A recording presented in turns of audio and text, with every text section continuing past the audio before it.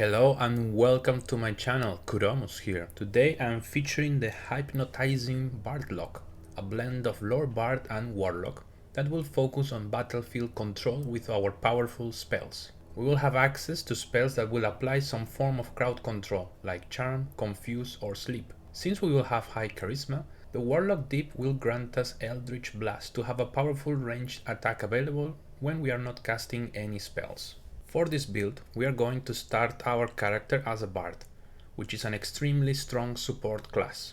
We will prioritize reaching level 4 as soon as possible to get access to our first feat for charisma improvement and therefore better spellcasting.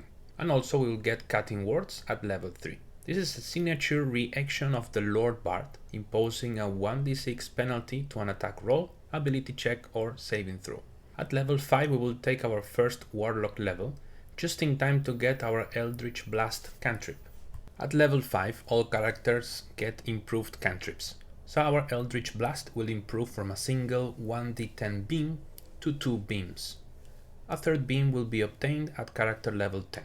We will add a second and last Warlock level to access to Eldritch invocations, to further boost our Eldritch Blast cantrip utility. For the rest of the build, we will progress as a Bard, ending the build as a Lore Bard 10 and Warlock 2. This will allow us to have a steady progression of spells throughout the game, plus consistent damage when we want to save our spells. Another feature of the Lore Bard is magical secrets, that will open some spell choices from other classes. This is available as a Lore Bard at level 6 and as a Bard of any subclass at level 10. So with this setup we will get access to these secrets twice in our progression. Kindly read the description of this video to understand my thought process and some considerations for these guides. Also, click the button down below to support my content. Without delay, let's begin. So our journey will start as a Bard. We choose our cantrips and our level 1 spells. For example, Healing Word or some crowd control spells like Sleep are very strong in the early game and flavor the build. We get to choose our instrument, and then finally for our ability points we're going to focus mostly in dexterity and charisma. At level 2 we get Jack of all trades that will add half our proficiency bonus to skills we are not competent with. We also get Song of Rest, which is essentially a third short rest to support our party. At level 3 we choose our Bard subclass. For this build is going to be College of Lore, and we get cutting words that will impose a disadvantage as a reaction. For our level 2 spells we have several good choices. I will focus the build mostly on enchantment and crowd control. Crown of Madness, Heat Metal, Hold Person, Blindness or Shatter are all good choices. At level 4 we get to expand our spell list and we get access to our first feat. It is going to be Ability Improvement Charisma. The main reason is to empower our casting ability, so enemies have a much harder time resisting our spells. And we are way more charming than before, of course. At level 5 we are going to then multiclass into Warlock. We need to choose of course the Eldritch Blast, and we are just in time for the level 5 improvement. At this character level, all our cantrips will improve, regardless of the progression that we have on each class. We are going to choose our subclass, the Archfey, since we get access to Fey Presence, that is thematic to our build, since it can charm or frighten enemies as an action. We will also have 2 level 1 spells that will recharge on a short rest, so we can have spells like Armor of Agathis, Hellish Rebuke or Hex. At character level 6 we are going to select our second and last level in the Warlock. We are going to choose our Eldritch Invocations, Agonizing Blast and Repelling Blast. Now our Eldritch Blast will add our Charisma modifier to the damage and will knock back enemies as well. At level 7 we get access to our level 3 Bard spells. Some good choices are Fear, Glyph of Guarding, Hypnotic Pattern or Plant Growth, amongst others. At level 8 we will get access to our magical secrets. At this point I'm going to choose Arms of Hadar, since it's thematic with the Warlock and Counterspell. But you have many other great choices. You can get mass healing wards if you want to be more supportive healing wise, or you can also go for fireball if you want some more area of effect damage. Once we reach level 9, we get access to level 4 spells. Our choices here will be confusion, greater invisibility, and freedom of movement. Also consider replacing spells as you see fit, depending on your playstyle and which spells you enjoy playing the most or which ones you like less. At level 10 we will get access to our second feat, that is going to be ability improvement, charisma, to continue boosting our spellcasting capability. At level 11 we will get access to our level 5 spells. You can go for mass cure wounds, hold monster, or greater restorations are all great choices. To close up the build we get a level 5 spell and our magical secrets, and here we can go for conjure elemental and cone of cold to have some great area of effect damage, but you have many other great choices as well.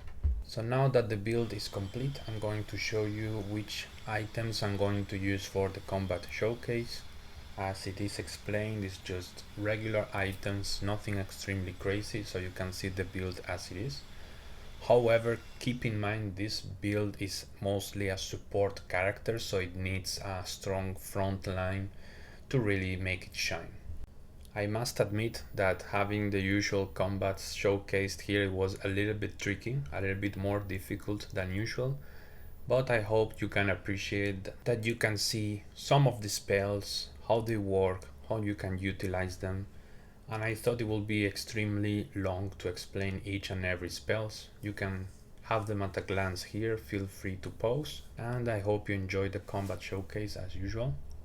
The only buffs that I will have pre-casted would be an armor of Agathi's level 2 slot, a freedom of movement that is a level 4 slot, and long strider, which is a level 1 ritual spell that will not consume a spell slot. Here I'm trying to cast hypnotic pattern, however make sure you are outside of the area because it will affect you as well. The enemies will stay idle and skip turns, so you can basically attack one of them while the other ones are doing absolutely nothing. For the first combat I will only have footage of some spells that I cast because the combat got way longer than I expected. We just had Cone of Cold for great area of effect damage, and here I'm going to go with Fear. That if it works, the enemies will drop their weapons, so you can actually pick them up from the floor. So they will have to punch you after that.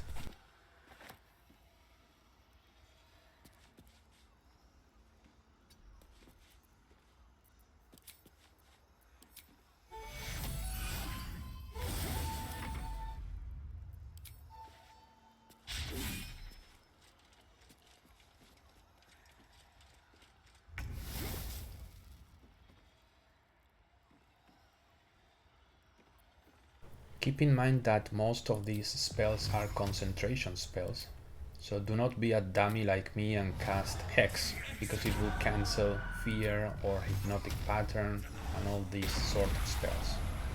Here I cast Plant Growth. You will create a large area which is difficult terrain, but unfortunately inside it was a candle, so after casting the area everything got on fire, the plants burned, so it didn't work.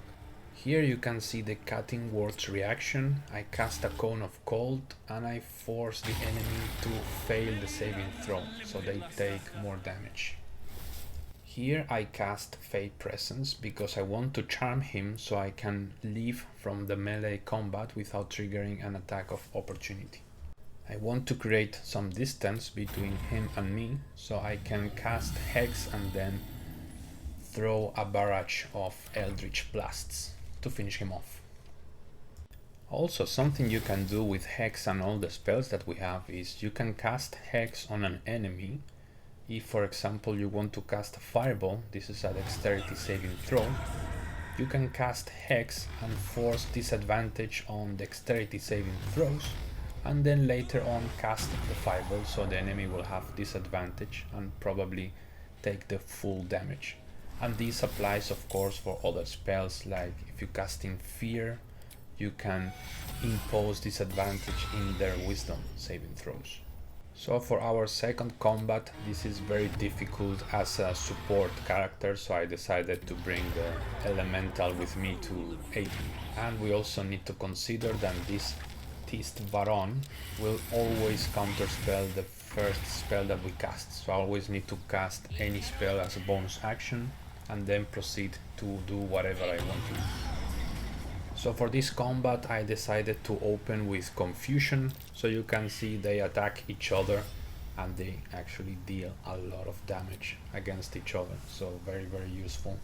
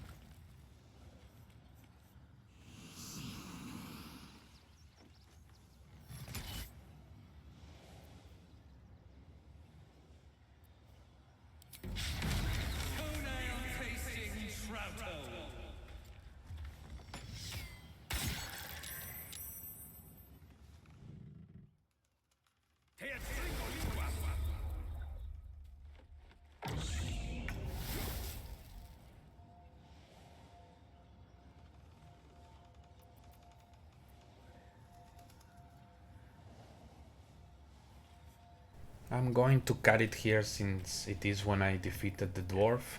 and somehow I managed to aggro absolutely all the soldiers around here, so I consider the combat to be already long enough. Thank you very much for watching. I really hope you enjoyed this guide, and see you in the next one. Adios.